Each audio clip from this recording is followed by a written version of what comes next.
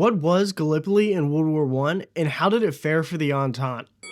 The British and the French want to knock out the Ottomans by taking their capital city of Constantinople, and to lift the Ottoman blockade of the Straits for the Russians to be supplied in Ukraine.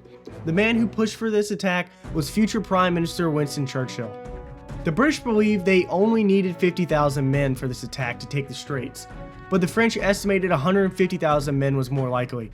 The British ignored the French overconfidence in their planning and the Ottomans' will to defend their capital city of Constantinople.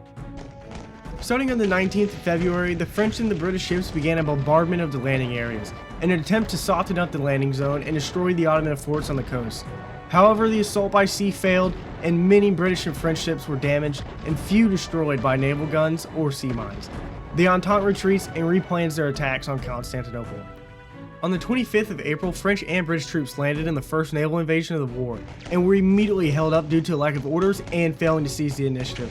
The Entente, rather than attacking, chose to dig into defensive positions, allowing the Ottomans to move their forces in and make their own. Now both parties were well dug into the peninsula, and a battle of attrition began.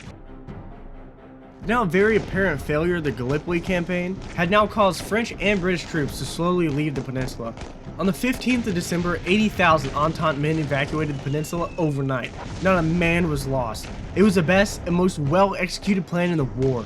However, by the end of Gallipoli, the total casualties from both sides was 130,000 dead and 260,000 wounded.